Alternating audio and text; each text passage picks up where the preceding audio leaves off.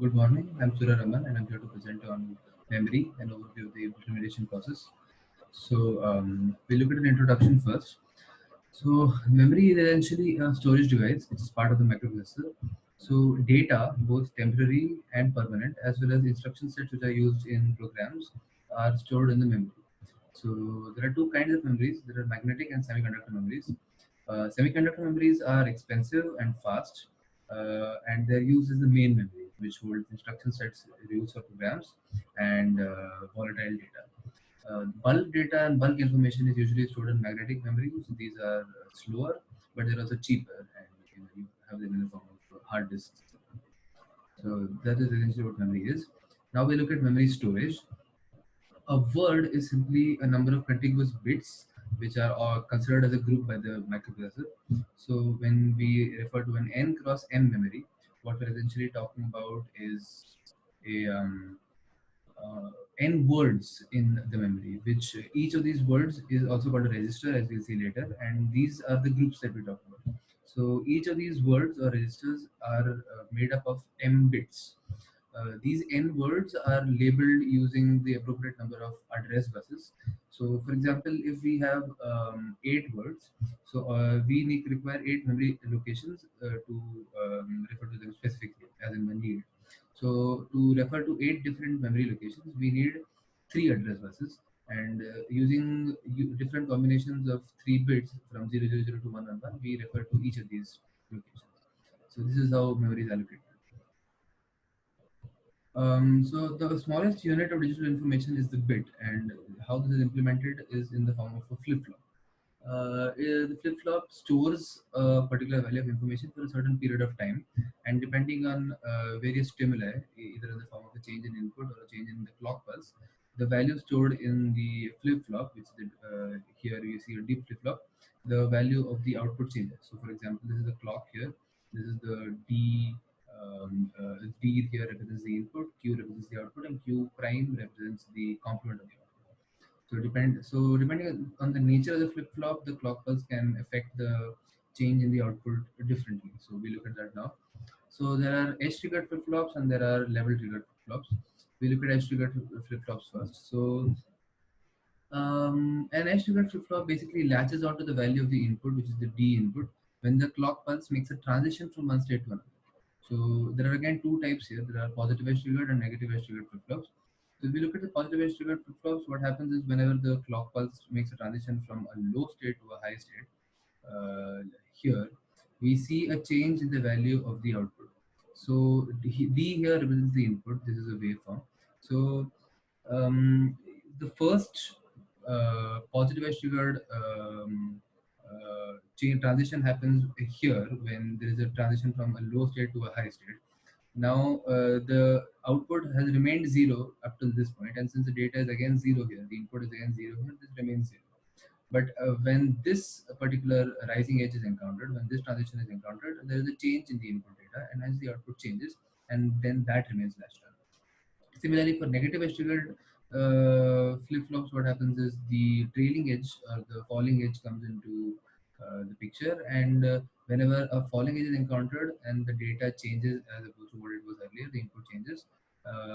Here it doesn't change, here it changes, and hence the data that was initially latched on changes to from 0 to 1. That is what happens in the negative edge triggered case. Level triggered D flip flops work similarly, except that they are influenced by the level of the clock as opposed to the edge that is presented with in the pulse form. So a positive level triggered flip flop follows the output follows the input whenever the clock signal is high. So here, for example, the clock signal is high and the output follows the input. The clock signal is low. This value that was initially present gets latched on until the a high clock signal is encountered again, and then the output follows the input again, and then this value of the input gets latched on till the next high clock signal is apparent, and so on and so forth. And that is exactly what happens for the negative level trigger flip flop, except that the output follows the input whenever there is a the clock signal is low as opposed to high, and here we see the same thing happen. So a 74LS373 latch is used in microprocessor 8085, and this is a 20-pin latch. It uses a tri-state buffer It is octal in that there are 8 flip-flops attached parallelly, and it is D-type in that the flip-flops used are D flip-flops. So the D flip-flop, this latch is also called transparent because the latch itself is transparent to the data when the latch enable is high. So these are the various pins here. As you can see, there are D0 to D7 represent the input pins. The LE is a latch enable pin that you can see here. The ground and VCC are the represent the voltage is applied to this particular latch. OE is the output enable pin, and O0, O1, etc. are the outputs. So LE and OE, sorry, LE and OE here are the conditioners. They are responsible for how the latch functions. So here we see the logic diagram for the same. So the latch enable and output enable pins are here, and there are 8 D flip-flops attached parallelly. These are the tri-state buffers. These are the outputs of each of them. So whenever output enable pin is an active low pin and the latch enable pin is active high. So when they are high and low, the output follows the input. It's transparent, and when one of them is low or one of them is high, in this manner, then the input doesn't matter and the output is either what it was earlier or it is in the high impedance state. It doesn't matter. Now we look at registers. So several bits of data when stored together form a register. These are the words or groups that we talked about earlier. The latch that we saw previously here is a form of register. It's an octal register. So these bits of data are together treated as words that we saw earlier, and each of these registers has a memory location using address buses. So the act of storing data in register is a write operation, whereas reading data from a register is a read operation.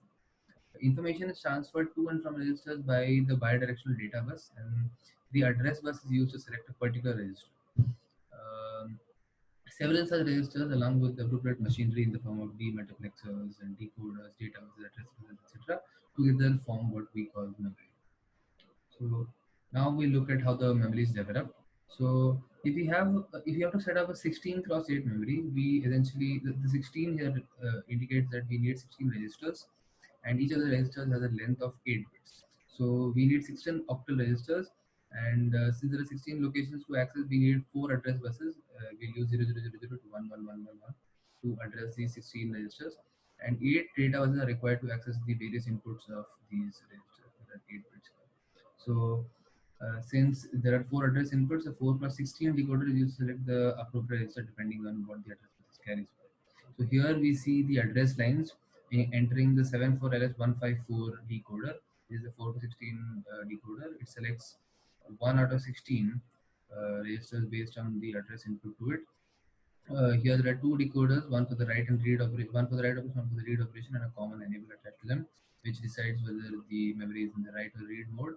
And depending on the address input, one of the registers is chosen, and the data bus is here we see the bidirectional data bus, which is responsible for the read and write operation. Now we look at how the memory is organized. As seen earlier, a decoder is responsible for selecting a particular register, like we saw here. So one out of W decoder basically means that depending on the address input it receives, it selects one out of W different registers. So now registers can be thought to form an array in the memory. So an array with a column length that is equal to the number of registers, and a row length which is equal to the number of bits in the register, so the bit size.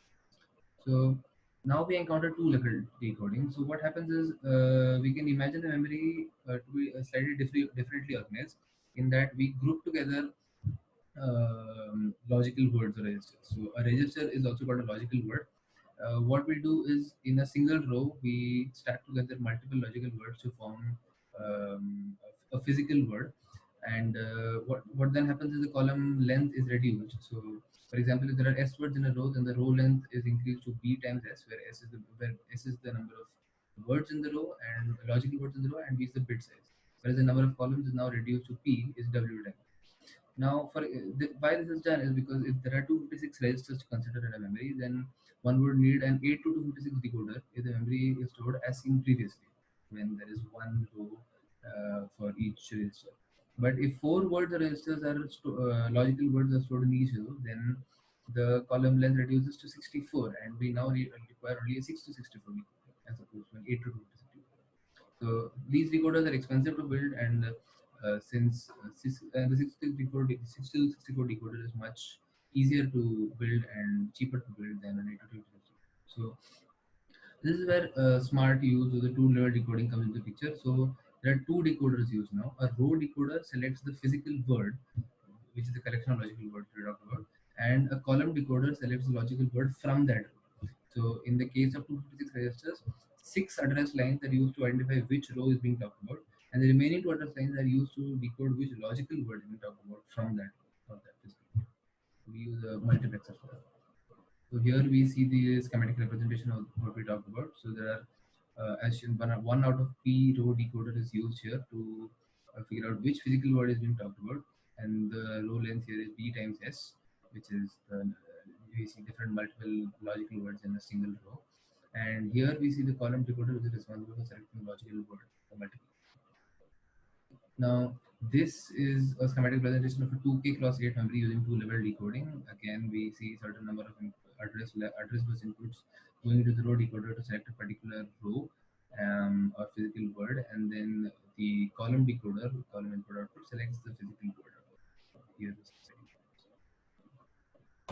That's it. Thank you.